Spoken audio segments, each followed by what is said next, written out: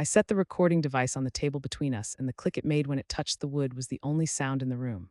My mother looked at it, then she looked at me. Her hand moved to her collarbone, fingers wrapping around the thin gold chain she always wore, the one my grandmother had given her. She didn't say anything yet. She didn't have to. We both knew what was on that recording. Hello, everyone. Thank you so much for being here with me today. I am genuinely grateful for every single one of you, and I would love to know which city you are watching from. Drop it in the comments right now. I read every single one. What you just witnessed is the moment I had been building toward for 14 months. 14 months of silence, of watching, of documentation, of pretending I did not know what I knew. That small silver recorder sitting on that dining room table, my grandmother's dining room table, the one my mother had always treated as hers by inheritance, though it was never hers at all, represented every piece of evidence I had gathered, every bank statement, every wire transfer record, every phone call, and the one conversation that made all of it undeniable. But to understand why that moment mattered, why I had spent over a year preparing for it instead of just picking up the phone and calling the police the second I found out, I have to take you back. Not to my childhood, not to some formative wound from 20 years ago, though those exist too. I need to take you back to the morning I found out my mother had taken $567,000 from a trust fund that belonged to me and had used every single cent of it to pay for my younger sister's wedding in the south of France. To understand that, you need to understand who we are, and who we are is complicated. My name is Nadia Ferrer-Acaffer. I am 38 years old. I was born in Sao Paulo to a Brazilian mother, Cecilia Ferreira, and a Nigerian-American father, Emmanuel Acaffer, who met at a conference in London in 1983 and built a life together through the kind of stubborn, unglamorous work that people who did not grow up watching them tend to romanize when it suits them. My father was an engineer. My mother was a financial consultant before she stopped working entirely when my sister was born, a decision she has mentioned in one form or another approximately every time the subject of money has come up in the last 32 years. My sister's name is Vivienne Ferreira. She dropped the Acaffer when she turned 18, which tells you something about her relationship with our father and with ambition in general. Vivienne is 4 years younger than me, which means she is 34 now, though she dresses and behaves in ways that suggest she believes she stopped aging at 26. She is beautiful in the sharp, architectural way that people compliment loudly in rooms and envy quietly in private. She has always known this. My mother has always reinforced it. I am not ugly. I want to be clear about that because the story I am about to tell you is one in which my appearance is actually not relevant at all, but I know how these things go and I do not want you spending the next 20 minutes imagining me as somehow lesser because Vivienne is more conventionally striking. I am a different kind of woman. I am the kind who shows up early, stays late, keeps receipts, and calls attorneys. I work in international mergers and acquisitions.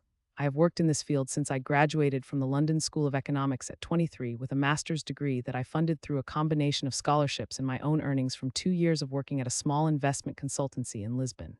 My father helped me with the application fees. That is the extent of what my parents contributed to my professional education. This is not a complaint, it is a data point. By the time I was 31, I was a senior associate at a firm in London. By 34, I had moved to a partner-track role at a boutique advisory firm in Sao Paulo because I wanted to be closer to my family, a decision I have revisited with some bitterness in the years since. By 36, I was a full partner. The partnership buy-in was $240,000. I paid it entirely from my own savings. This is the professional landscape I was operating in when my grandmother died. My grandmother's name was Iolanda Ferreira. She was 81 years old. She had outlived her husband by 19 years, and she had spent those 19 years being managed, advised, and subtly redirected by my mother, who was her daughter-in-law and who had, over the course of 2 decades, positioned herself as the primary interpreter of what Iolanda wanted, what Iolanda meant, and what was best for Iolanda's legacy. When Iolanda died in the spring of 2021, her estate was processed through a will that named my mother as executor. The will had been updated 18 months before her death, during a period when Iolanda's cognitive clarity had been declining, though not so severely that the update was immediately contestable. The original will, the one Iolanda had written herself with her own attorney in 2003, had divided her liquid assets equally between her 2 granddaughters, me and Vivienne. Each of us was to receive a trust fund of $567,000, money she had accumulated over decades from the sale of property, careful investment, and a pension from the Brazilian federal government where she had worked as an educator for 31 years. The updated will, the one my mother had shepherded into existence in the fall of 2019, made my mother the trustee of both funds with discretionary authority over disbursement. My grandmother had apparently, according to my mother, expressed concern that Vivienne was not financially responsible enough to receive a lump sum, and had expressed a desire that the funds be managed thoughtfully. I did not contest this at the time. I was grieving. I had just lost the one person in my family who looked at me and saw exactly who I was without any of the editing that my mother applied to everyone else. And I was in the middle of a professional transition that required every ounce of focus I had. I trusted, and I recognize now how staggering that word sounds in this context. I trusted that my mother would manage the trust appropriately and that the money would be available to me when I needed it. I want to tell you about the day I understood for the first time that something in my family was wrong. Not the trust fund, not the wedding. This is older than that. I was 26. I had just received my first significant bonus from the consultancy in Lisbon, $83,000, more money than I had ever held in my hands at one time. I called my mother from my apartment in a state of pure, uncomplicated joy. I told her what I had earned. There was a pause on the line that lasted perhaps 3 seconds, which is long enough in a phone call to say everything. Then she said, "That's wonderful, Nadia. Just be careful not to let it change you." I was quiet. She added, "Vivienne is looking at some courses in Paris. I've been thinking we might help her with tuition." The ask was not explicit. It was never explicit with my mother, but I understood the shape of it immediately. My bonus, my achievement, my news, and within 30 seconds it had become a resource to be redirected toward Vivienne. I said, "That's great, me. I hope she finds something she loves." Then I hung up and sat for a very long time in the dark of my apartment, processing what I had just absorbed. I had learned something essential in that call. In my family, my accomplishments existed to be compared to Vivienne's needs. This was the operating system. It had always been running. I had just at 26 finally understood the code. I did not cut off my mother. I did not have a dramatic confrontation. I filed the information and I adjusted my behavior accordingly. I stopped sharing financial news. I stopped discussing my professional trajectory. When my family asked how work was going, I said busy but good and changed the subject. This was not weakness. This was intelligence gathering. I was learning the terrain before I decided how to move across it. If you have ever been counted out by someone who should have known better, someone who looked at your success and immediately calculated how it could benefit someone else, you know exactly what that silence feels like. It is not defeat, it is patience with a purpose. The trust fund situation did not become clear to me all at once. That is the part people always get wrong when I tell this story. They imagine a single moment of discovery, a dramatic reveal, a document sliding across a table. That is not how it happened. What happened was a series of small pieces accumulating over 18 months, each one slightly wrong on its own, but devastating in aggregate. The first piece came in the fall of 2022, approximately 1 year after my grandmother's estate had cleared probate. I asked my mother casually in a phone conversation about something else entirely, whether she had received any updated documentation from the estate attorney about the trust accounts. I framed it as administrative, boring, almost apologetic for bringing it up. My mother's response was interesting. She said, "Oh, I've been meaning to get in touch with the attorney. Things have been so busy with Vivienne's engagement." Vivienne had been engaged for 3 weeks at that point.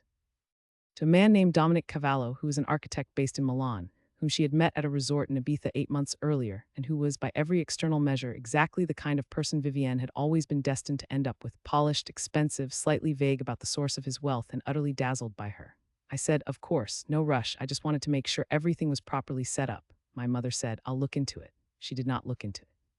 Or rather, and this is the distinction that matters, she had already looked into it very thoroughly and had made decisions that she had no intention of sharing with me. I did not know that yet, but I noticed that she had redirected the conversation to Vivienne within 4 seconds. I filed that too. The second piece came 2 months later in December of 2022, when I happened to have dinner with my father's cousin, a man named Renato Acaffer, who had known my grandmother well and who had, in his quiet way, been watching the Ferrara family dynamic for decades from a comfortable distance. Renato was not a gossip. He was not someone who involved himself in other people's business. But he was precise and he was honest, and over dinner in a restaurant near the financial district in Sao Paulo, he mentioned, with the careful tone of someone who wants to say something without quite saying it, that he had heard my grandmother's estate had been processed quite quickly. I asked him what he meant. He picked up his water glass and turned it in his hands once before setting it back down. Just that for an estate of that size, the trust structuring moved faster than I would have expected. "But I don't know the details. I'm sure your mother handled everything correctly." He looked at me when he said the last sentence. Not at the table, not at his glass, at me. I said, "I'm sure she did too." We talked about other things for the rest of dinner.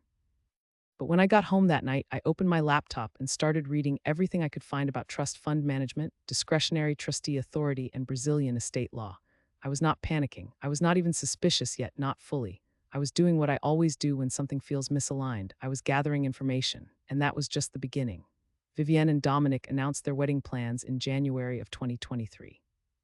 The announcement came at a family dinner at my parents' house, the same house I had grown up in, with its wide tiled floors and the kitchen that always smelled like coffee and orange peel, a house that had been paid off years ago and that represented in the architecture of our family the physical embodiment of stability and continuity.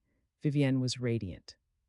She had photographs of the venue already, a chateau in the Provence region of France, a building that looked like it had been designed specifically to make women like Vivienne look as though they had been born into it. There was a vineyard, there was a courtyard with stone arches, there was a catering company whose minimum spend was 40,000 euros. I sat at the table and looked at the photographs when they were passed to me. I said the right things, I smiled in the right places. My mother was glowing in the way she only glowed when Vivienne was the subject of attention, a particular kind of brightness that I had catalogued from childhood as the warmth she reserved exclusively for her younger daughter. My father, Emmanuel, was quieter than usual. He smiled at the photographs but did not add much to the conversation. He had a habit, when events moved in directions that made him uneasy, of becoming very still and studying the middle distance. He did this several times during that dinner, and I noted it. After dinner, while Vivienne and Dominic were looking at something on her phone in the living room and my mother was in the kitchen, my father sat across from me at the cleared table and said in a low voice, "How are you, Nadia, really?" I looked at him. "I'm good, Pap, I work is busy." He nodded slowly. "Your grandmother would have been very excited about this." There was something in the way he said it. A particular careful neutrality, the tone of a man who has said everything he is willing to say with those words and is hoping the other person hears the rest. I said she would have loved Dominic. My father said yes, then after a pause, "She was always very fair with you girls, very clear about what she wanted for each of you." I met his eyes. He held mine for a moment, then looked away toward the window. I did not push. But I put that conversation in the growing file in my mind, the one that was becoming harder to ignore. The wedding planning accelerated through the spring of 2023 with the kind of momentum that swallows everything around it. My mother became the de facto wedding coordinator, a role she embraced with a completeness that suggested she had been waiting for it her entire life. She was on the phone with vendors in France. She was researching photographers. She was having conversations with Dominic's mother, a quiet, elegant woman named Isabel Cavallo who arrived in Sao Paulo for a planning trip in April and who had the composure of someone who was politely reserving judgment until she had more information. I liked Isabel. She sat across from me at one point during that visit, while our respective family members were occupied with menu tastings, and she asked me what I did for work with the directness of someone who actually wanted to know. I told her. She asked several specific follow-up questions that demonstrated she understood what I was describing. She had been, before her marriage, an attorney. At some point during that conversation, she said, "Your sister speaks very highly of your mother's organizational abilities." A pause. "I have found her very focused on the details." I said, "She always has been." Isabel looked at me over the rim of her glass with the expression of a woman who has spent 30 years reading rooms. She did not say anything else. The wedding budget, as I understood it at that point, was being drawn from a combination of sources. Contributions from both families, Vivienne and Dominic's own savings, and according to my mother, when she mentioned it to me in passing, some of the inheritance money that my grandmother had left specifically for Vivienne's future. I said carefully, "That makes sense." My mother said, "Your grandmother always wanted Vivienne to have the life she deserved." I said, "Of course." What I was thinking was, my grandmother's money for Vivienne was exactly half of what my grandmother left, the same amount she left for me. The same $567,000 sitting in a trust account that my mother controlled. I did not say this. I smiled, and inside, quietly, I started counting. The third piece of the picture came from an unexpected direction. In May of 2023, I received a call from a woman named Fernanda Lopes, who had worked as an administrative assistant at the law firm that had handled my grandmother's estate. Fernanda had recently left that firm. She was not calling to share privileged information. She was careful about that, almost awkward about it, and I respected the carefulness. She was calling because she had seen my name on a document she was reviewing before her departure, and she had wanted to, her word was flag that there were some transactions she had found unusual and that she thought I should probably consult my own attorney. She said, "I'm not going to tell you what I saw, that wouldn't be appropriate, but I think if you requested a full accounting from the trustee, you would find it informative." I thanked her. My voice was very steady when I did it, which took genuine effort because my hands in my lap were pressing flat against my thighs with enough force to leave marks. I called an attorney the next morning. Her name was Marina Szabo. She specialized in estate disputes and fiduciary litigation, and she had been recommended to me by a colleague who described her as the person you want when someone has been stealing from you and they think they're untouchable. I had not been certain until the moment I dialed her number that stealing was in fact what had happened. But when I walked into her office 6 days later and laid out everything I had, the timeline, the phone conversations, my father's careful non-statements, Renato's look across the dinner table, Fernanda Lope's call, Marina Szabo listened without interrupting, and then she said 3 words: request the accounting.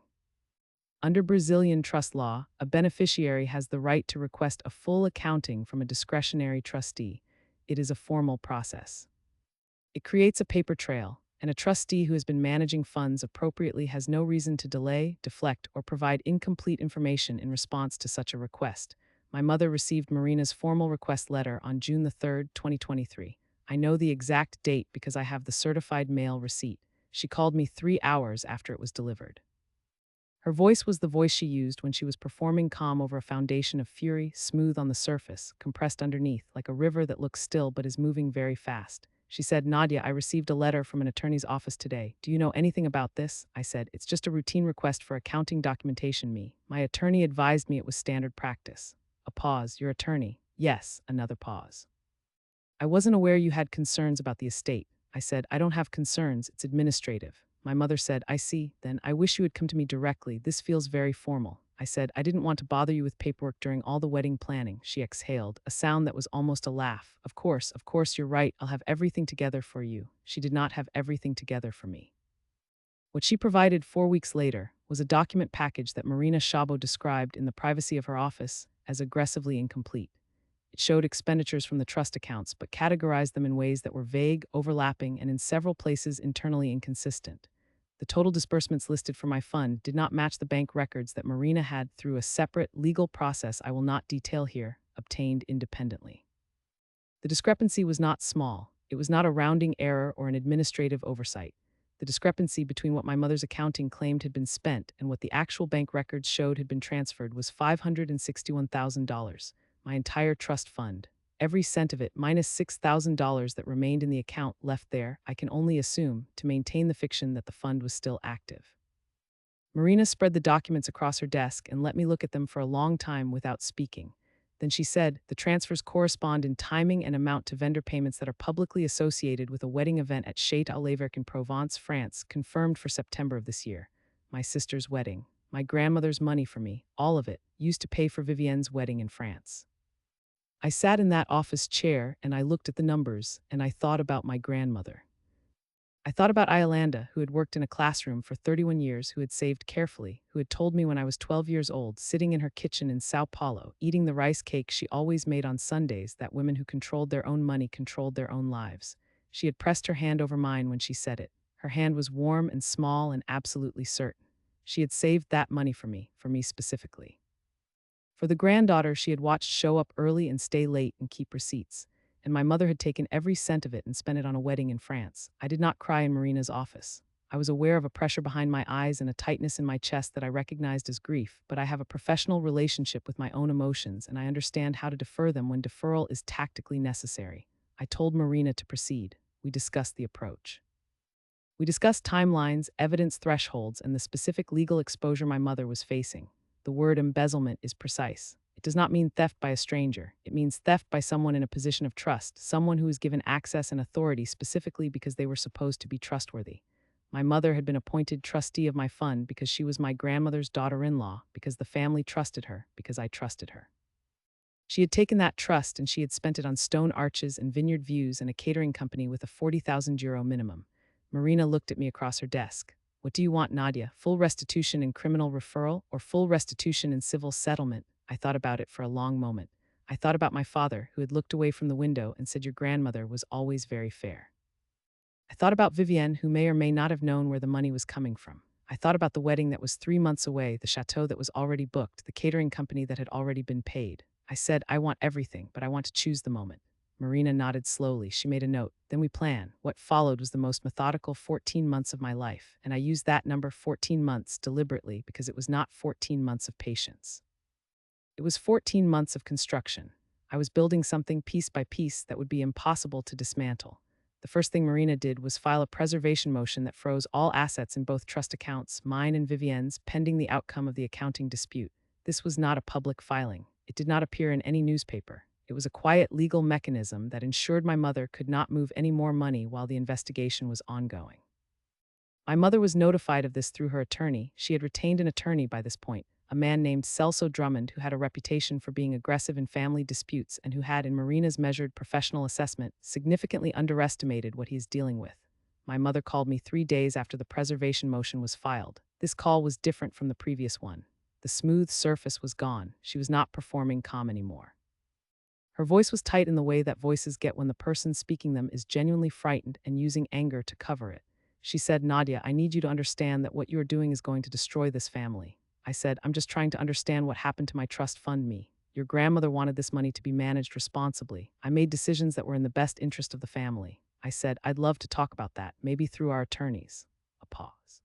Then with real venom, "This is Fernanda Lopes. She always had an agenda." I said, "I don't know who you're talking about." She did not believe me. But she also had no way to prove it, and more importantly, she had no way to unfile the preservation motion. The machine was in motion. What happened next was that my mother tried 3 separate strategies in the space of 60 days, and all 3 of them told me something important. The first strategy was the appeal to family loyalty. She orchestrated a Sunday dinner in July of 2023 at which my father, Vivienne, and Dominic were all present, and at which the subject of the wedding came up naturally, inevitably, and with the precision of something that had been choreographed in advance. Vivienne talked about the final dress fitting. She talked about the florist. She showed photographs of the table settings on her phone with an excitement that was entirely genuine. Vivienne did not know about the legal proceedings. I was certain of that, at least at this stage. She was just a woman planning her wedding, surrounded by people she loved, and the photographs were beautiful and the love was real. My mother watched me look at those photographs. She was waiting for something, a softening, a retreat, a moment where the sister and the daughter and the woman who loved her family overrode the woman who had hired Marina Szabo.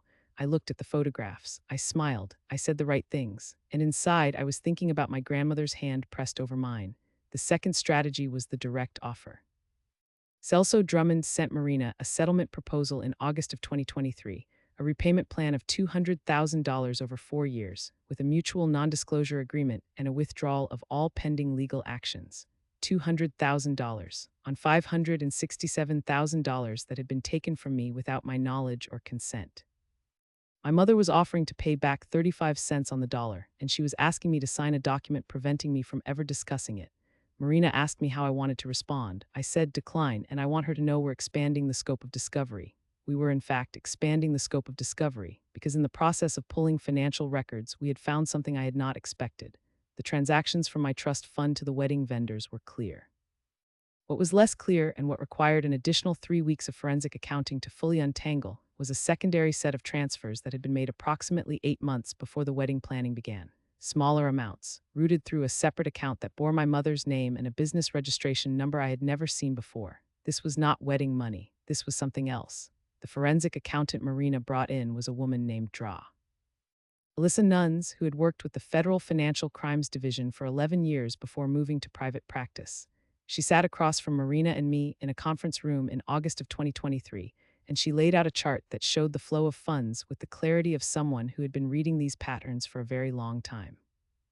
There were transfers totaling approximately $62,000 that had moved from my grandmother's estate, before the trust accounts were even formally established, into the intermediary account, and from there into what appeared to be a personal line of credit in my mother's name. My grandmother had died in April of 2021.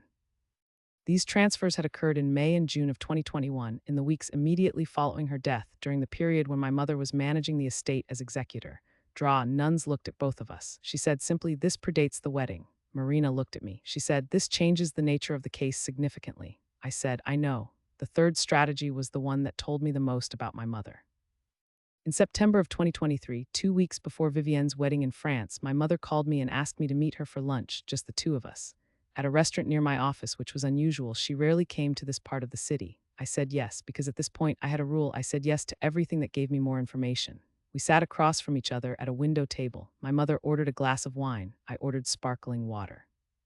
She talked about Vivienne for a few minutes, the final preparations, the flight, how beautiful everything was going to be. Then she looked at me with an expression I had never seen on her face before. Not exactly. It was almost, not quite, but almost honest. She said, "I know things have got complicated. I want you to know that everything I've done because I love this family." I said, "I know you love the family, me." She reached across the table and put her hand over mine. The gesture was so exactly like my grandmother, the warmth, the certainty of the touch, that it took everything I had not to react. She said, Vivienne needs this. She's always needed a little more, you know. You've always been so capable, so independent. You never needed us the way she did.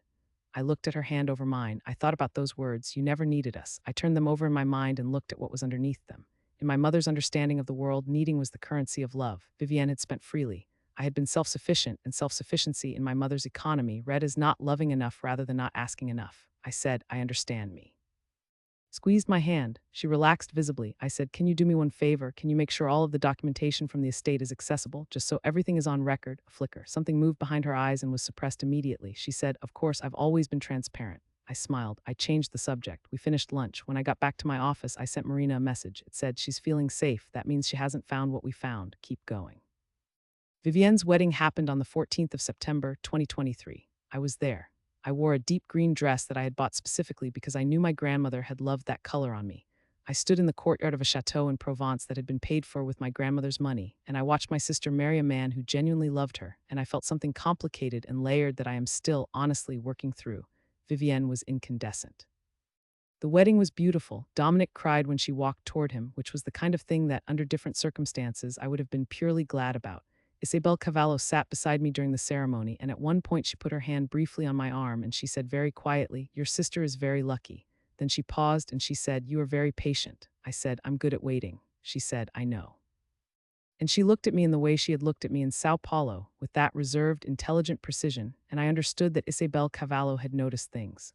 What she knew and what she had chosen to do with that knowledge was her own calculus, and I respected it. I danced at that wedding.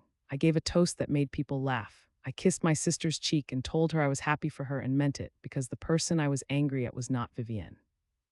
Whatever my mother had done, she had done it in Vivienne's name, but not, I believed, with Vivienne's knowledge. Vivienne had been as much an instrument of my mother's decisions as she was a beneficiary of them. I flew back to Sao Paulo on September 16th. The wedding was over. The chateau was empty. The money was spent, and now it was time to build the case to its conclusion. October of 2023 was when the investigation entered its final phase. Marina had, by this point, assembled a file of documentation that she described as comprehensive to the point of redundancy, which is exactly the kind of redundancy you want in a legal proceeding. We had the original trust documents. We had the bank records showing the transfers. We had the vendor payment records from the wedding. We had the forensic accounting report from Draw Nuns. We had the timeline showing the $62,000 in pre-trust transfers. What we did not yet have, but what I had been working toward, was something that would take the case from a civil dispute over money and make it undeniable in a way that no settlement offer and no family loyalty and no amount of crying in a restaurant could complicate. I needed my mother's voice. I needed her to say in her own words what she had done and why she had done it. This sounds manipulative when I describe it this way. I want to be honest about that. What I was planning required me to perform a version of reconciliation that I did not feel, to present myself as softer and more uncertain than I was, to give my mother the impression that she had won the argument she had been making for months, that my love for the family was stronger than my sense of my own rights. I had a conversation with Marina about the ethics of this before I proceeded. Marina said, you're not creating a false impression of a crime. You're creating an opportunity for someone to tell the truth about one. I thought about that for a long time. I decided she was right. In November of 2023, I called my mother and told her I wanted to talk, not through attorneys, just us. I said that I had been doing a lot of thinking about what she had said at lunch, about Vivienne needing more, about my independence, about family. I said that I was not sure the legal path was the right one. I said I wanted to understand her perspective before I made any final decisions. My mother's response was immediate and warm, not the performed warmth of the lunch meeting, something more genuine, because this was what she had been waiting for. The prodigal daughter returning, the capable one admitting she had been too rigid. She said, oh, Nadia, that is all I have ever wanted, for us to talk like family. We scheduled dinner for the first Friday of December, 2023. I spent the 3 weeks before that dinner in a state of preparation that I can only describe as disciplined. Marina reviewed every relevant statute regarding recorded conversations in Brazil. Draw Nuns provided a briefing document that condensed the financial findings into a narrative I could reference accurately. I rehearsed not the words, but the emotional register, the sound of uncertainty, of capitulation, of someone who is afraid and reaching for comfort. I contacted my father 3 days before the dinner. This was the hardest call I made in the entire 14 months. Emmanuel Acaffer is not a man who makes large movements. He processes events slowly and thoroughly, and once he has reached a conclusion, he does not revise it often. I did not know precisely what he knew about what my mother had done. I did not know whether he had been complicit, willfully ignorant, or genuinely in the dark. I told him on that call that I had information about the estate that he needed to know before things went further. I did not give him details. I told him that I was going to dinner with my mother on Friday and that what came out of that dinner would determine next steps. I asked him to trust me. He was quiet for a long time. Then he said, "Your grandmother trusted you. I think she was a good judge." I said, "I'll call you Saturday." He said, "I'll be here." The dinner was at my parents' house. This was my mother's suggestion, and I had accepted it without hesitation because I wanted her on her own ground. I wanted her to feel safe. I wanted every advantage to be hers except the one that mattered. I arrived at 6:45 in the evening on December the 1st, 2023, carrying a bottle of wine and wearing clothes that said, "I am not here to fight." My mother had cooked. The table was set properly. There were candles. She embraced me at the door with real feeling. We ate. We talked about Vivienne, now settled in Milan, happy, already talking about children. My mother was animated, generous, pleased by the conversation's warmth. She poured wine for both of us. She told stories about my grandmother that made me laugh and made my chest ache simultaneously. And then, at some point, naturally, as if it had simply arrived, the subject shifted to the estate. My mother poured herself a second glass of wine. She said, "I've been thinking about what you said. About needing to understand my perspective." I said, "I meant it." She looked at me across the table. I saw her make a decision, the decision to trust me, the decision to explain. She said, "Your grandmother was not always clear in her last years about what she wanted. I interpreted. I made decisions based on what I believed she would have chosen." I said, "I understand." She said, "Vivienne needed this. A wedding like this, it was the foundation of her adult life. You were already established. You didn't need the money the way she did." I said, "And my fund," a breath, then with the calm of someone who has convinced themselves, "I used it for the wedding, for everything the wedding required. Your grandmother left that money for her grandchildren's futures. Vivienne's future is that marriage." I made a judgment call. I said, "All of it?" She said, "Yes." I said, "And you didn't tell me." She said, "I knew you would react like this. I knew you wouldn't understand." I let a pause sit. Then I said very quietly, "Do you remember the money that was transferred before the trust accounts were even established?" In May and June of 2021, she went very still. I said, "The $62,000. Her hand, which had been resting on the stem of her wine glass, moved very slowly off the glass and into her lap. I reached into my bag. I set the recording device on the table between us, and the click it made when it touched the wood was the only sound in the room.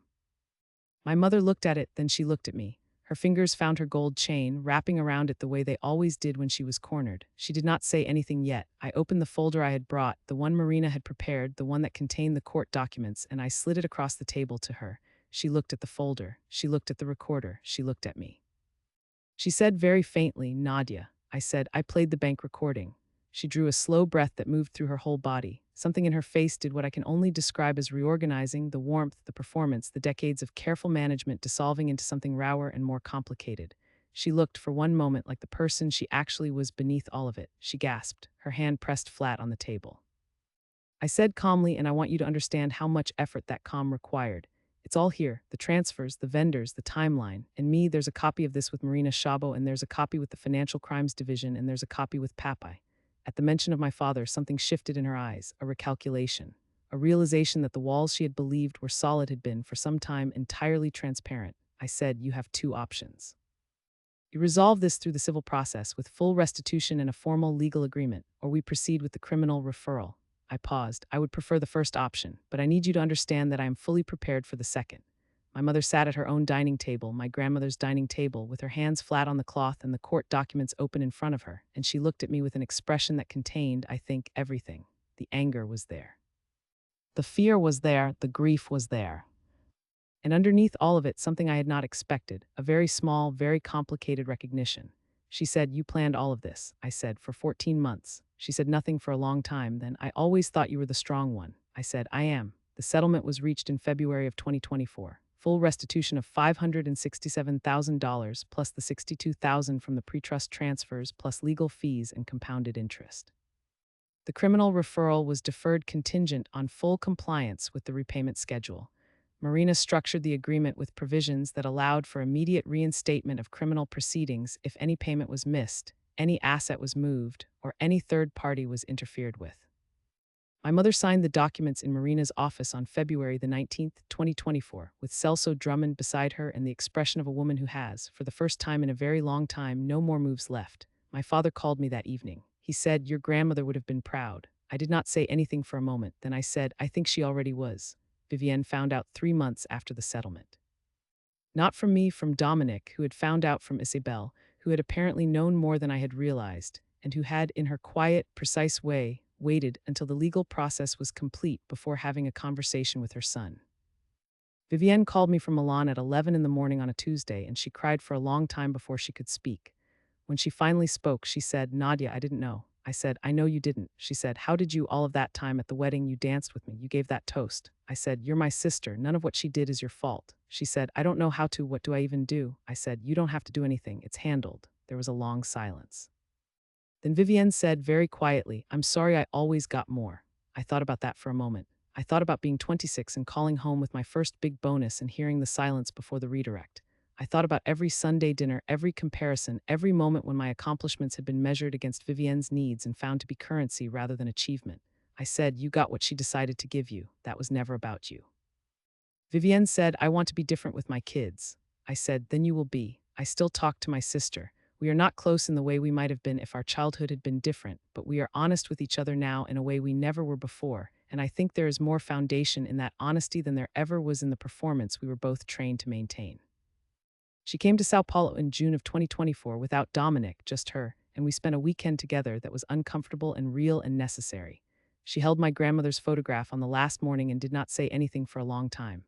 I did not resume a relationship with my mother. That is the part people ask about most. They want to know if there was forgiveness, reconciliation, a final scene where something was healed. I do not have that scene to give them.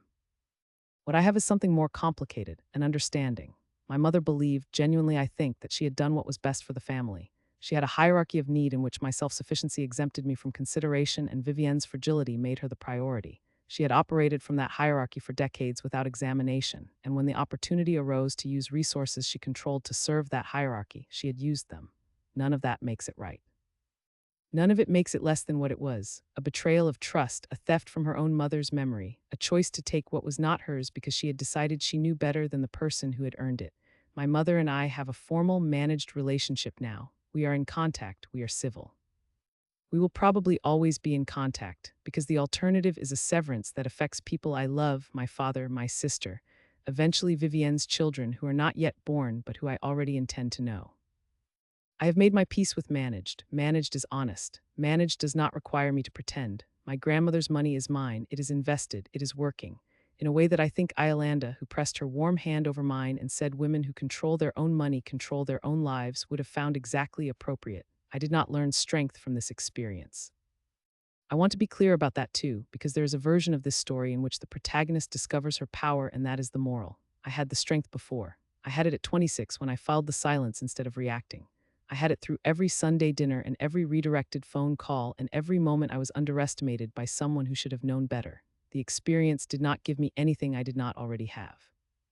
What it gave me, maybe, is the knowledge that patience used intentionally is not the same as acceptance, and that the women who plan quietly, document carefully, and choose their moment wisely, those women eventually choose the moment that matters most.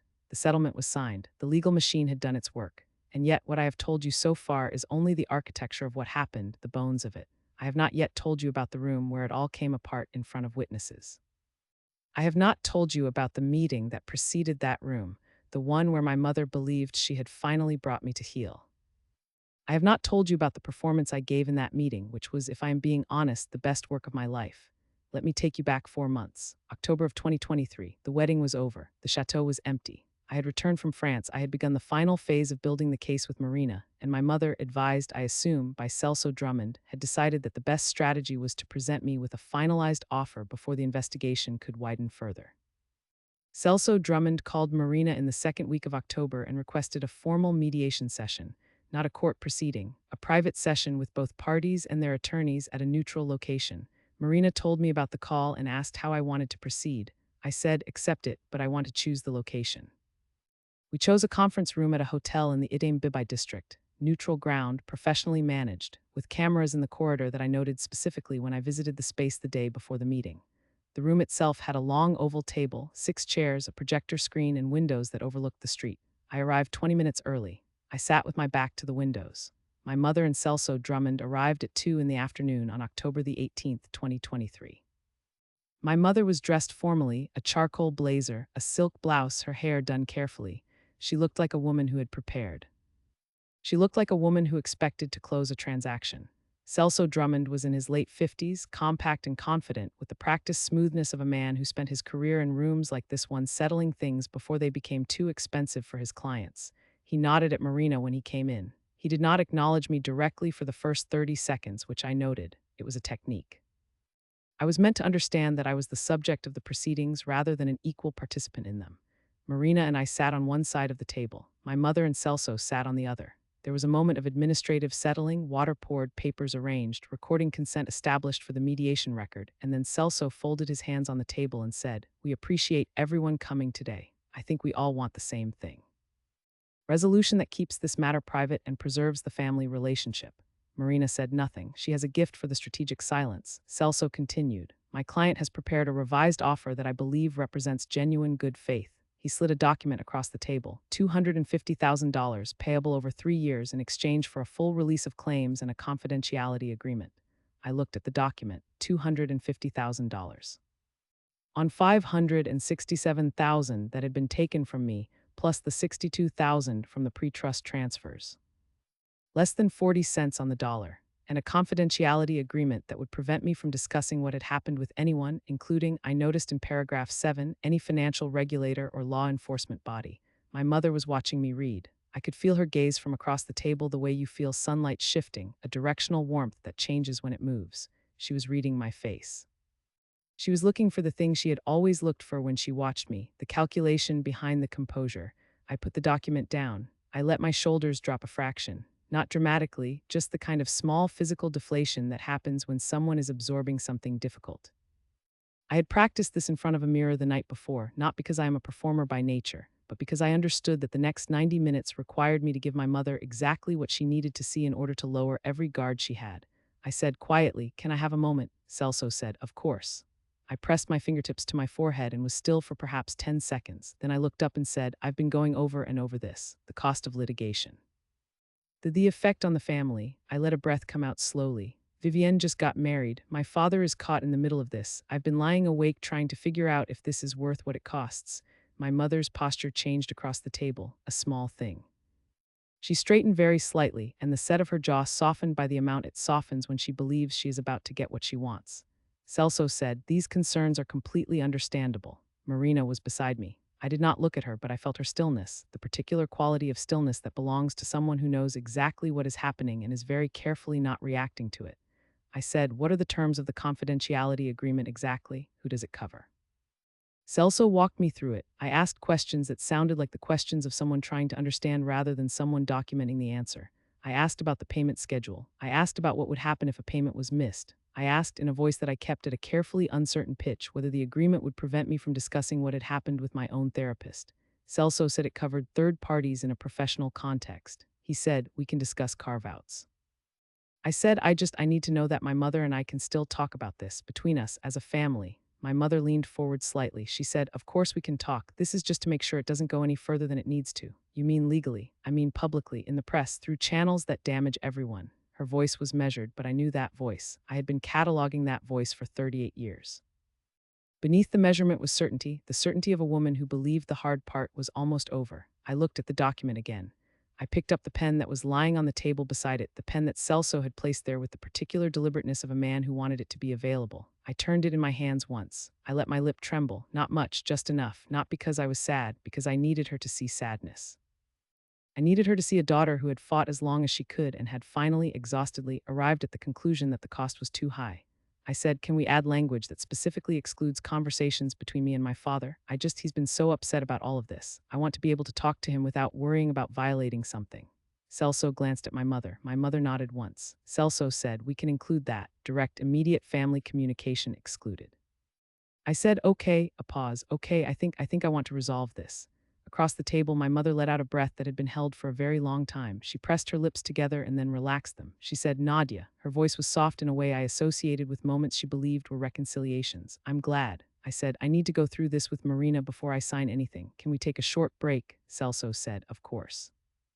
My mother and Celso stepped out into the corridor. Marina and I sat alone in the conference room.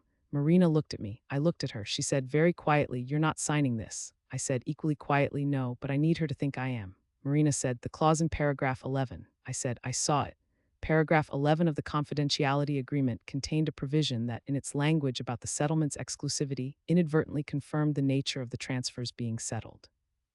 In accepting the agreement as written, my mother would be signing a document that acknowledged, in legal language, with both parties' attorneys as witnesses, that the transfers from the trust accounts had occurred and were the subject of a monetary settlement. She was so focused on the confidentiality element, so confident that the settlement amount represented a win, that neither she nor Celso had fully absorbed what they were asking her to sign, or rather, what they were asking me to sign. Because the document required both parties' signatures, and what paragraph 11 said from my side was that I acknowledged the terms of the transfer and agreed that $250,000 represented full and final settlement. It did not say that I agreed those terms were acceptable under law. It did not say that I waived my right to pursue additional legal avenues in jurisdictions not covered by the agreement.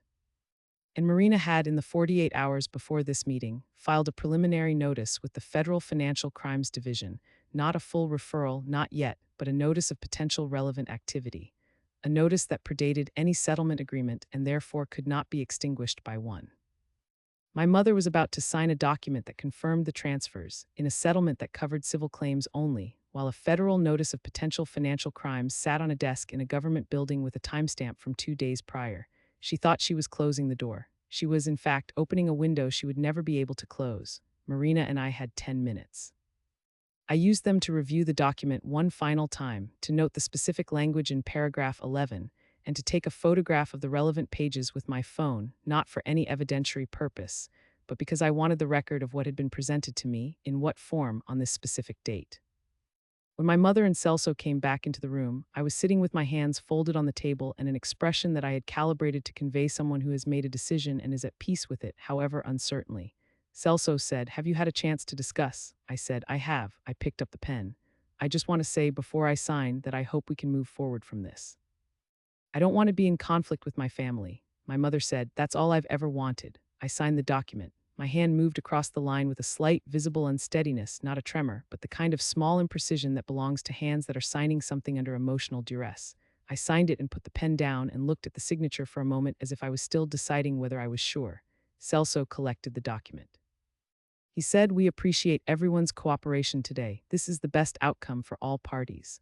My mother reached across the table and put her hand over mine. She said, "Thank you, Nadia." I said, "Of course, me." We left the hotel. In the elevator down to the lobby, Marina looked straight ahead at the elevator doors. She said quietly, 48 hours. I said, 48 hours. She thought she had won. Everyone in that room thought she had won. The document was signed, the offer was accepted, and my mother walked out of that hotel in the EMBEZZLED district on October the 18th with the relief of a woman who has successfully managed a situation that threatened to get out of hand. I could see it in the way she held her shoulders as she crossed the lobby, that particular ease that comes when something you were afraid of has been contained. What she did not know was that I had already arranged everything for the following Sunday. That Marina had already sent the formal notification documents, that draw. Nuns had already prepared the presentation, that my father had already been briefed, fully, this time without euphemism or careful omission, the previous Thursday evening in his study, with a glass of water in front of him that he did not touch for the entire hour we spoke. She did not know that I had called Vivienne from Milan 2 weeks earlier, not to tell her everything, that conversation would come later, but to ask her to bring Dominic to Sao Paulo for a family Sunday. A routine gathering, the kind we had been having for years. She said yes without hesitation, because Vivienne had no reason to suspect that the Sunday I was describing was not routine at all. And she did not know, none of them knew, that among the people present at that Sunday gathering would be Marina Szabo, whom I would introduce as a colleague from a professional network, and a woman named Andrea Fonseca, who was a reporter for a financial journalism publication, who had been covering estate fraud cases for 7 years, and who had agreed, with full understanding of the legal situation, to be present as an observer, not to publish anything that day. Just to be there to witness, so that if anything about the proceedings was later disputed, there was an independent professional in the room who had seen it with her own eyes. There is a moment, in chess, when you have set a position that your opponent cannot escape from regardless of which piece they move next. The technical term is zugzwang, a situation where every available move makes your position worse. I had spent 14 months constructing a zugzwang that my mother could not see because she had never once in all of those months believed that I was capable of building it. In 48 hours, she would know different. The Sunday in question was November the 3rd, 2023. A warm Sao Paulo late spring morning, the kind the city does occasionally, where the light is clear and the sky is the particular washed blue that arrives after a week of afternoon storms. My parents' house was set up the way it always was for family Sundays. The long table in the dining room extended to its full length, the good dishes out, the smell of my mother's cooking moving through the rooms from the kitchen. My father opened the door when I arrived. He looked at me with the expression of a man who has spent a week carrying something very heavy and is about to put it down. He did not say anything. He stepped back and let me in and put his hand briefly on my shoulder as I passed, which was the most he had touched me with deliberate intention in years, and which meant more to me than I know how to express concisely. Vivienne and Dominic were already there. Vivienne was in the kitchen helping my mother with something. I could hear her voice from the entry, bright and domestic, the voice she used in family spaces. Dominic was in the living room with a cup of coffee and a posture that suggested a man who was perfectly comfortable but paying attention to everything. My Aunt Renata was there, my mother's older sister, who lived an hour outside Sao Paulo and who came to these Sundays occasionally. She was a quiet woman who observed carefully and spoke rarely and had always, I thought, understood the dynamics of her sister's household more clearly than she let on. Her presence on this particular Sunday was not accidental. I had called her the week before and told her that I was going to say some things at Sunday dinner that she should hear from me rather than from second-hand accounts afterward. She had arrived. Marina arrived at 11:45, introduced as a colleague I had brought to an informal lunch. She was in a linen blazer and looked entirely at ease. My mother shook her hand and said it was nice to meet her. Andrea Fonseca arrived 2 minutes later, introduced as a friend from university. She was warm and unremarkable in all the ways that make someone easy to overlook. She sat at the table near the window and ate the bread that was put in front of her and said nothing that called attention to itself. We ate. My mother had made the meal she always made for these Sundays, rice and farofa and the slow-cooked meat that had been my grandmother's recipe, adopted into my mother's repertoire the way certain things get absorbed when someone you love disappears and you want to keep some piece of them. I noticed that detail and held it for a moment. She had loved her mother-in-law in her way. I did not doubt that. What she had done with my grandmother's money did not require that she had never loved her. The table was full and warm and loud in the way family tables get when everyone is comfortable. Vivienne was telling a story about something that had happened in Milan. Dominic was laughing. My Aunt Renata was listening with her hands folded around her coffee cup. I waited. My mother brought out the dessert, the coconut pudding she made from Yolanda's recipe, and set it in the center of the table. She sat down. She looked around the table with the satisfaction of a woman who has arranged a good thing and knows it. Then she looked at me. Something in my expression made her pause, not anything dramatic, just a quality of stillness that I had never quite aimed at her before, a specific directedness. Her hand moved to her collarbone. I said, I need to tell everyone something. The table's sound shifted immediately. Not dramatically, just the way sound shifts when it becomes aware of itself. Vivienne stopped mid-sentence. Dominic set his coffee cup down. My aunt looked at me without moving. My mother said carefully, Nadia, perhaps this isn't the right time. I think it is. My voice was very even, not cold, even. I think the people at this table deserve to know what happened to Vovo's estate. The word Vovo, grandmother, landed differently than any formal term would have. It put Yolanda in the room. It put her there personally, not as an abstraction. My mother's hand was at her collarbone. We have an agreement. We have a civil settlement of $250,000 on a $567,000 trust fund that was transferred without my knowledge or consent. I looked around the table as I said it, not accusatorially, but directly, meeting each person's eyes in turn. I wanted my family to hear the actual numbers. Vivienne said, "What?" A single word, but the way she said it, the genuine, unguarded confusion in it, confirmed what I had believed. She did not know she had not known. My mother said, Nadia, a warning. I reached into the bag that was sitting beside my chair on the floor and I removed the folder that Marina and I had prepared. I set it on the table. My mother looked at the folder. Then she looked at Marina and something clicked in her eyes, the recognition of a face she had met as a colleague that was now in context as something entirely different. Her expression went through 3 distinct stages in approximately 2 seconds. Surprise, recalibration, and a particular quality of controlled fury that I had seen exactly once before when I was 19 and had done something she had not anticipated. She said very quietly, "Who is she?" "My attorney." I paused. "You met her at the mediation in October. I believe you also received correspondence from her office over the past several months." Celso Drummond was not present. My mother was without her legal representative at a table where mine was sitting 3 chairs to her right. Dominic looked at Vivienne. Vivienne looked at me. Her face had the expression of someone who is hearing words in a language they mostly speak but has encountered a phrase they have never seen before. My father sat at the head of the table. He was very still. He had been very still since I began speaking. He was looking at the center of the table, not at anyone's face, with the expression of a man enduring something he had anticipated and still finds painful. I opened the folder. The first document I placed on the table was the original trust instrument, the document my grandmother had signed in 2003, before any updates, before any deterioration of clarity, showing her explicit intention that each granddaughter receive equal shares. I slid it toward the center of the table where everyone could see it. I said, "This is what my grandmother intended." Equal distributions, documented, signed, witnessed, $567,000 for each of us. Vivienne was looking at the document from across the table. She said softly, "I knew about my fund. I didn't know yours." She stopped. I said gently, "I know." My mother said, "The trust was updated. Your grandmother made changes in 2019. I placed the second document on the table, when her cognitive assessment showed declining function. This is the neurologist's report from January of 2020, 3 months after the trust update was made. I tapped the date visible on the cover page. This report flags concerns about her capacity to make complex financial decisions. The room was very quiet, not the comfortable quiet of a meal nearly finished. A different kind, the kind where people are processing information and not ready to speak yet. My Aunt Renata had not moved. She was looking at my mother with an expression I could not fully read, something between recognition and grief. She set her coffee cup down very carefully, like it might break. My mother said, "Doctors disagree all the time about these things. Your grandmother was perfectly, Marina." I looked at my attorney. Marina placed a second folder on the table. She said, without any particular inflection, "This is the deposition from Dr. Gustavo Piers, who treated your mother for the last 4 years of her life, taken in September of this year. He states clearly that in his professional opinion, she lacked the cognitive capacity to independently authorize significant changes to existing legal instruments beginning in mid-2019. My mother looked at the deposition folder. Her hand came off her collarbone. She placed both palms flat on the table. Vivienne said very quietly to no one in particular, "Me." Not a question, not an accusation, a sound. Dominic was looking at his wife.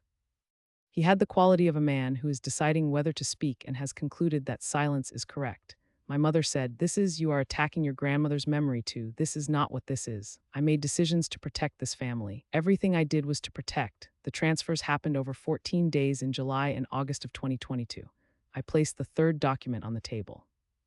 These were the bank records, the actual wire transfer records, with dates, amounts, and recipient account numbers. This is the full accounting. There are 31 individual transfers from my trust account to vendors and accounts associated with the wedding in France. I turned the document so the figures were facing the table. Total, $561,412. Someone at the table drew a breath audibly. I think it was my aunt.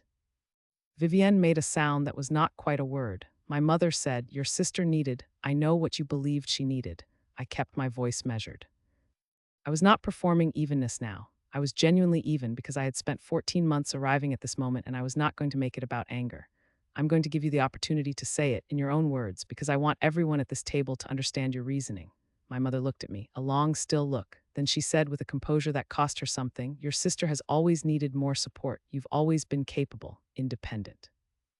Already established. The wedding was a foundation for her future. Your grandmother would have understood that." Vivienne stood up, not dramatically, she just stood, the way you stand when sitting becomes physically impossible. She said, "Did you know Nadia's money was paying for my wedding?" My mother did not answer immediately. Vivienne said, "Look at me. Did you know?" My mother said, "I made decisions that were within my authority as trustee." "Did you tell her?" Vivienne's voice was not loud. It was the voice of someone who is trying very hard to hold something together and is not certain they will manage it. My mother said, "I made decisions that were, that's a no." Vivienne pressed her hand against the table, then she sat back down. She looked at me with the expression of someone who has been handed a fact they will spend years integrating. "Nadia," I said, "it's okay." "It is not okay." I said, "I know, but you didn't know." "That matters to me." Dominic put his hand on Vivienne's. She did not move away from it, but she did not look at him either. She was looking at our mother. My mother said, "The civil settlement has already been signed. There is a legal agreement." I placed the fourth document on the table. This one was the one that mattered most. Not the most dramatic, not the largest number, but the one with the most consequence. I said, "This is the federal notice that Marina filed on October the 16th, 2 days before the mediation session, before the civil settlement was signed." My mother looked at the document. She did not touch it. The color moved out of her face in a way that was not dramatic. It was the slow, quiet draining of someone who has just understood the geometry of the thing that has been built around them. I said, "The civil settlement covers the civil claims. It does not and cannot retroactively extinguish a federal financial crimes inquiry. The notice was filed before the settlement existed." Marina said very calmly from her seat, "The settlement is valid and will be honored. The federal notice exists independently and its outcome is not within the scope of what either party signed in October." Celso Drummond was not here. My mother had come to family Sunday lunch, and her attorney was not here, and the person across the table from her had spent 14 months building something with precisely this aperture, this moment where the walls closed in a room where there was no one to tell her not to speak. My mother said, "What does that mean?" Marina said, "It means that the civil matter will proceed as agreed. It also means that the federal inquiry will proceed on its own timeline independently." My mother looked at me, not with the fury I had expected, not with the performed calm I had seen across meeting tables, not with the warmth over compression of our phone calls. She looked at me with something I can only describe as unmediated. The machinery was off. She was just looking. She said, "You filed that before you came to mediation." I said, "Yes." "You sat across that table from me and you signed that agreement and you already knew." I said, "Yes." A silence that had weight to it. 4 full seconds where nobody at the table moved or spoke or looked away from us. Then my mother said very softly, "I thought you were going to let it go." I said, "I know." She said, "I thought the family, I love this family, me." I leaned forward slightly. "That is why I needed everyone in this family to know the truth, not to hurt you, because the people at this table deserve to know, because my grandmother deserved to have her intentions honored. Because Vivienne deserved to know what was done in her name." Vivienne made a sound, a small, broken sound that she covered immediately with her hand. My mother looked at her younger daughter. The expression on her face in that moment, I have thought about it many times since. It was not the expression of a woman who is caught. It was the expression of a woman who has, for the first time, seen clearly the consequence of something she had told herself for years was love. She said, "Vivienne, I wanted you to have the wedding you deserved." Vivienne said through her hand, "Not like this." My mother said, "Everything I've done, not like this." Vivienne's voice was firm now. The tremor had passed through her and she was on the other side of it. She looked at me. "What happens now?" I said. "The civil settlement proceeds. The repayment begins in January." I paused. "The federal inquiry proceeds independently." My father spoke for the first time. He had been sitting at the head of the table for the entirety of this, very still, very quiet, and when he finally spoke it was with the deliberateness of a man who chooses his words before he opens his mouth. He said, "Nadia did not start this. I want everyone at this table to be clear about that." My mother looked at him. He looked back. He did not look away. She said, "Emmanuel," he said, "you took from our daughter what was given to her by her grandmother. You took it and you used it and you didn't tell her." He stopped. He looked at the table for a moment, then back at my mother. "I have spent a long time not saying things I should have said. I am saying this one." My Aunt Renata said Cecilia, just her sister's name. But the way she said it, with a kind of tired familiarity as if this were the outcome of something she had been watching build for years, said more than anything else in the room. My mother looked at her sister. Something passed between them that was private and old and that I was not meant to understand entirely. Celso Drummond arrived 45 minutes later after my mother had made a phone call from the kitchen. He came in with the contained urgency of a man who has been given information in transit and is still assembling his response to it. He looked at the documents on the table. He looked at Marina. He said with professional restraint, "I think it would be advisable for my client to step outside." My mother stood. She was composed in the specific way that composure is a choice rather than a condition. You could see the effort of it. She looked at Vivienne before she left the room. Vivienne did not stand or speak. She looked back at her mother with an expression that was grief and anger and love all at once in proportions that were not yet resolved. My mother walked out of the dining room. Celso followed her. The table was quiet. Dominic was looking at Vivienne. My father was looking at his hands. My aunt was looking at the window. Andrea Fonseca, near the window, had not opened a notebook or produced a phone or done anything that drew attention to herself. She had simply sat and witnessed, which was exactly what I had asked her to be there to do. Marina looked at me, just a look, the look of someone who has done good work and knows it and does not need to say so. I looked around the table, my father, my sister, my aunt. The people who constituted the actual human architecture of what I had been protecting for 14 months. Not the money was a means. What I had been protecting was this, the right to sit at this table and be counted as someone whose inheritance mattered as much as anyone else's, whose grandmother's intentions were as worth honoring as anyone's, whose self-sufficiency was not a reason to be taken from. I said to no one specifically, "I'm going to get some coffee. Does anyone want anything?" My aunt let out a breath that might have been a laugh. She said, "Yes, please." Vivienne looked at me. She said, "Nadia, I'm sorry." I said, "You have nothing to be sorry for." She said, "For not seeing, for all the ways that," she stopped, started again, "for not seeing." I said, "We'll talk, really talk, just us." I looked at her. "But not today," she nodded. She pressed her lips together once, and then she reached across the corner of the table and took my hand, and squeezed it once hard and let go. I went to the kitchen and stood at the counter and breathed for a long moment in the room that smelled like coffee and the slow-cooked meat, and very faintly like the orange peel my mother always dropped in the water when she boiled the rice. My grandmother had done that too. These small continuities that persist past everything. My hand was completely steady. It had been steady for the entire meal, through every document, every exchange, every silence. I had not let it tremble for anything except the performance in October. Now, here in the kitchen alone, I let it tremble once for myself. Then I made the coffee, and I went back to the table. The federal inquiry concluded the following April. The findings were consistent with what nuns had documented: misappropriation of trust funds, improper use of executor authority, and financial activity that met the statutory definition of embezzlement under the relevant provisions. My mother was informed by federal investigators in April of 2024 that she was the subject of a formal proceeding. Celso Drummond filed every motion available to him, and Marina addressed them all. The civil settlement held, my mother made the first payment in January of 2024, and under the terms of the agreement, that payment was immediate and non-negotiable. The federal proceeding moved on its own track. In July of 2024, my mother accepted a plea arrangement with the Federal Financial Crimes Division. The terms included a formal admission of wrongdoing, a fine of $112,000, a 3-year probationary period with financial monitoring, and a permanent prohibition on serving as trustee, executor, or fiduciary in any legal capacity. She did not go to prison. I want to be honest about that. The arrangement meant that she did not go to prison. I had not pushed for incarceration, that is also true, and it is a choice I made with full awareness and no ambiguity. What I had pushed for was consequence. Real, documented, permanent consequence, the kind that cannot be quietly managed or privately explained away. My mother's name now appears in a federal registry of individuals barred from fiduciary service. This is public. It can be found by anyone who looks. It is not removable. Celso Drummond withdrew from representation following the plea arrangement. I do not know what that conversation was like. I imagine it was brief. My father filed for separation in August of 2024. Not divorce, separation, which in Brazil carries its own legal and emotional architecture. He moved into a smaller apartment in Moma, a neighborhood he had always liked for its trees and the particular pace of the streets. I helped him move a lamp he was especially attached to, a floor lamp with a warm amber shade that had stood in his study for 20 years. We did not talk much while we moved it. Sometimes the important things are in the carrying. My mother retained the family house under the separation agreement. She lives there now alone in the house where she raised us, in the kitchen with the orange peel in the water and the tiled floors, and the room where Vivienne's wedding photographs now hang in frames on the wall, where I do not go often but where I have been twice since everything concluded. The visits are short, we are civil.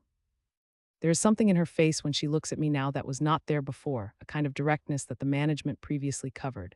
I do not know what to do with it entirely, but I find I prefer it to the performance. Vivienne and I have become something neither of us had before: honest. It is not effortless. There is too much history for it to be effortless, too many years of being positioned against each other in ways neither of us chose. But when she calls from Milan now, she calls to talk to me, and when I call her, I call for the same reason. Last November she told me she was pregnant. She called me first, before my mother, before anyone. I sat with that for a long moment after we hung up, and I felt something uncomplicate. I live in a different apartment now. I sold the one I had been in for 7 years and moved to a building near the Park Ibirapura, with windows that looked toward the trees and a kitchen that I designed exactly as I wanted it, with good light in the mornings and enough counter space to actually cook. The trust fund money, once fully repaid with the interest that the settlement mandated, sits in an investment account. It is not a number I think about often. My grandmother wanted it to give me freedom. It does, not in the way she imagined, probably, but freedom is not always dramatic. Sometimes it is just a kitchen with good light.